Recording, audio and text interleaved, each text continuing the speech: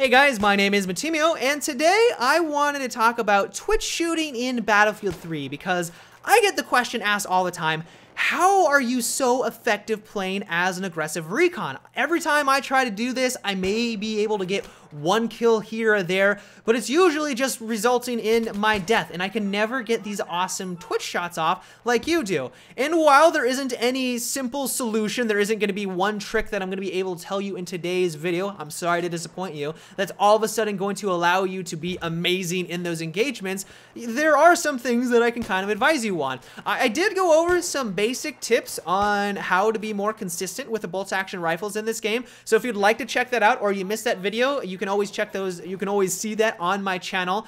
But for today, what I would recommend is practice makes perfect. I know how silly that sounds, but in all reality, like everything in life, you're only going to get better at something if you practice. If you don't and you just try it every once in a while, there is no way that you're going to get better as an aggressive recon. But one way to kind of facilitate this and make your life a little bit easier, and the kind of the way that I improved my skills, is that I would join team deathmatch servers. What's great about these maps is that they're usually on the medium to small range size, and it forces you to play the aggressive recon role. It forces you to get into engagements where you have to make these Twitch shots, because if you don't and your accuracy is all over the place, you are going to be sitting on the spawn screen for a lot longer than you're probably comfortable with. Not only that, but if you're playing on PC, or really I'm assuming even on console, the action is extremely fast-paced. There are people running all over the place, and what's great is that you will be shooting a lot of times. There isn't going to be these large gaps where you're going to have to run all over the place to find action, and then maybe you're only able to take one or two shots before you're able to take them out, or they take you out. You are constantly in conflict. And you might be asking yourself, well, why is that important? Well, the more often you use a weapon, the more often you use something in this game, the more consistent you are with it. You start to understand the bullet travel speed, the bullet drop, you start to line up shots, and then your brain starts to make the connection, and then it just becomes kind of second nature, and you don't even have to think about it anymore, because your arm, your fingers are going to do all the work for you, and you're going to be able to start to be more consistent. And so Team Deathmatch basically just facilitates that, because you're going to be firing shots left and right, and those brain connections are going to happen more frequently. I know, science in a Battlefield 3 commentary. Who would have thought? But it really is true.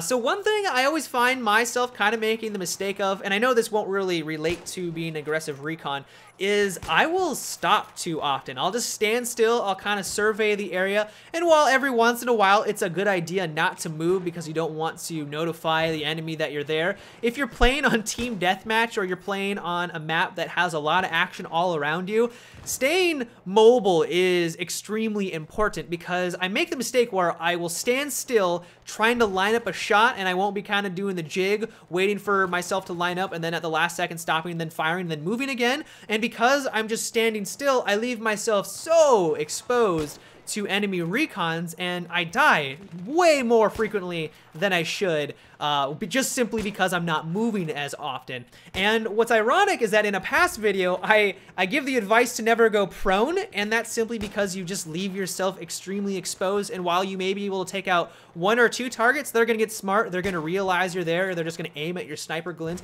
and then take you out. I mean, snipers who are prone are the easiest things to kill, and in all honesty, someone who is just standing still is as equally as vulnerable, be it a recon, be it an assault player. If they're not moving and a recon has them in their sights, they're probably not going to last very long. So basically, I just need to take my own advice, and if you are someone who is playing aggressively or even just off in the distance trying to play the long game, I would recommend kind of doing the jitter feat, just moving around a little bit more. You'll probably hear more bullets zipping by, which normally would have killed you, but now, of course, because you're moving, you're a harder target. Moving targets in this game are a lot more difficult to take out. It's just kind of basic stuff, but it's something that I don't know why I struggle with, but I do see a lot of people out there also kind of making the same mistake. But yeah, guys, that is about it for today's video. I hope you enjoyed the Recon action in the background. I know it wasn't the craziest tips by any means, but I do get the question a lot on how to just be more effective as an aggressive Recon, and I don't think a lot of people out there just understand that there isn't any one simple way to do it, and it really just comes down to practice makes perfect. So I hope you guys enjoyed, and so until tomorrow, have a good one and take it easy.